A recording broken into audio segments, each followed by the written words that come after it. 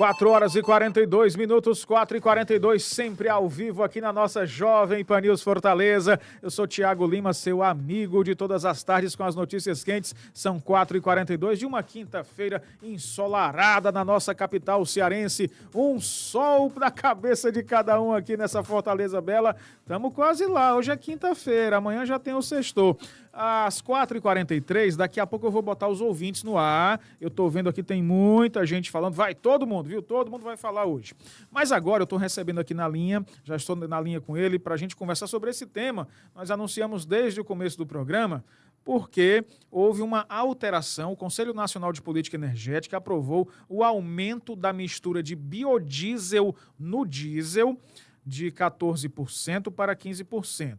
A partir de 1º de agosto. E também houve a mudança no percentual de etanol na gasolina. Vamos ter 30% de etanol na gasolina. Para conversar com a gente, estou na linha com o Vitor Sabag, é especialista em combustíveis do Gasola, para bater esse papo com a gente. Vitor, boa tarde, seja muito bem-vindo, querido. Obrigado pela atenção.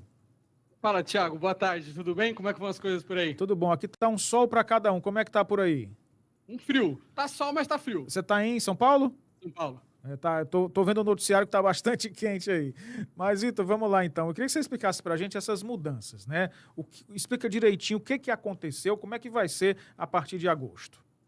É isso aí. O CNPE, o Conselho Nacional de Política Energética, ele definiu ontem que a partir de 1º de agosto a gente vai ter a mudança na adição do biodiesel no diesel, passando de 14% para 15%. E no caso da gasolina, a gente vai ter também a mudança de 27% para 30%. Né? Isso vai trazer um impacto no preço dos combustíveis. No caso da gasolina, estima-se uma queda em torno de 10 centavos. E no caso do diesel, estima-se um aumento de 1 a 2 centavos por litro. Agora, o governo anunciou, Vitor, que está fazendo isso também para se precavendo dos possíveis aumentos de preço por causa do clima que está lá no Oriente Médio, que boa parte do petróleo do mundo parte de lá. Queria que você explicasse para a gente um pouco como é que as empresas vão, assim, de modo geral, empresas de transporte e também o consumidor, o motorista comum, como é que pode fazer para não ter prejuízo e poder se beneficiar disso? No caso do consumidor de gasolina, o que eu sugiro é no final de julho segurar o abastecimento para esperar até a virada do mês para agosto, né? Porque vai ter essa queda. Já no caso do frotista, do motorista de caminhão, que tem veículos pesados, o que eu sugiro é encher os tanques antes da virada para agosto. Tá?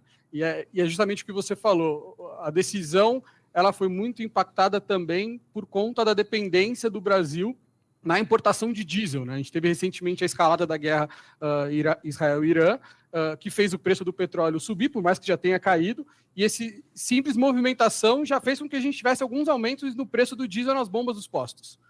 Pois é, a questão que preocupa, né, no fim das contas, no bolso, é o aumento, né, Vitor? E mesmo, assim, aqui no Ceará, a gente tem esse problema, né? Quando a Petrobras anuncia qualquer elevação no preço, quando a Petrobras já pensa em anunciar, infelizmente, a gente tem aqui meio que uma briga com os postos, né? Porque os postos já aumentam, mas quando essa redução chega, quando a Petrobras anuncia a redução, demora para chegar e às vezes nem chega. É uma preocupação do consumidor e também do empresário que tem frota de transporte, né?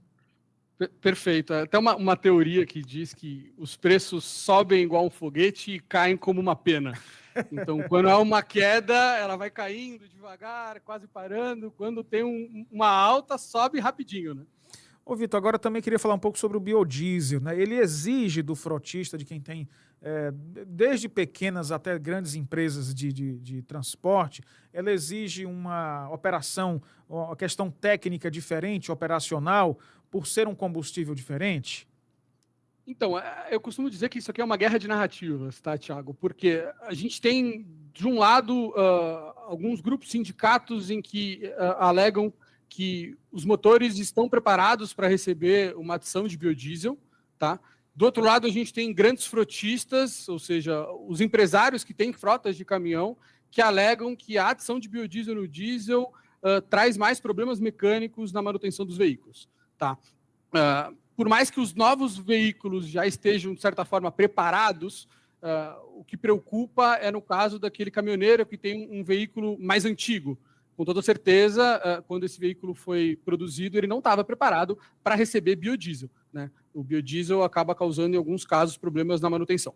Ou seja, aquela questão que já está pacificada, creio eu, dos automóveis, né, porque os carros são flex, de ter etanol e gasolina, isso não acontece para o caminhão, especialmente no caminhão antigo, né?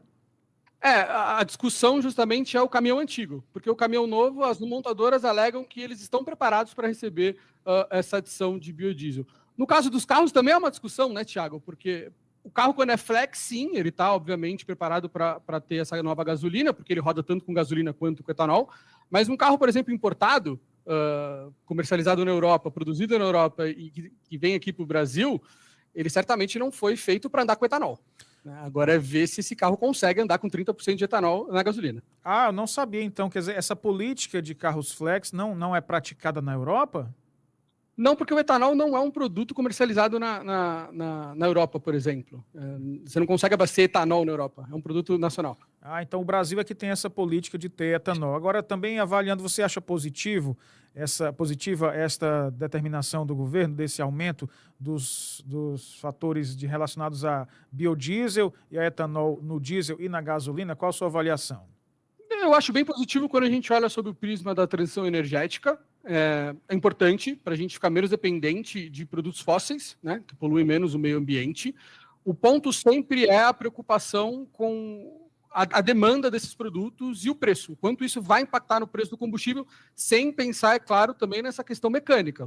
Os veículos estão preparados para receber esse tipo de veículo? Como eu disse, tem gente que diz que sim, tem gente que diz que não. Mas se você olhar sob um prisma geral, faz parte do que o mundo inteiro está indo. O mundo inteiro está indo para um caminho de transição energética, então, desde veículos elétricos, e a gente tem algo muito específico do Brasil, que é o etanol, né, e que é o biodiesel para facilitar essa transição energética. A gente é muito resistente ao etanol, né, Vitor? Nos anos 70 nós tivemos um problema, isso surgiu no Brasil mais ou menos nos anos 60 para 70, questão do diesel também, o Brasil foi lá com o etanol, não sei se pegou tanto assim, e mesmo com a tecnologia, ou seja, hoje o carro pega, porque a gente tinha um problema antigamente do carro de manhã não ligar, o carro a álcool, né, a gente chama o carro a álcool, popularmente. Mas hoje não tem mais esse problema, e mesmo assim o brasileiro resiste um pouco, né, a gasolina está sempre no coração, parece. É difícil largar as raízes, né, Thiago?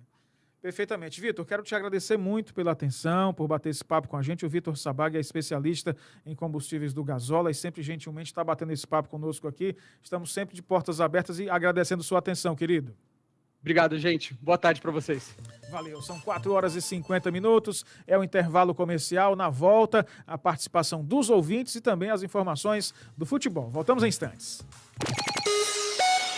Rádio Jovem Pan News Fortaleza, 92,9. A rede da informação.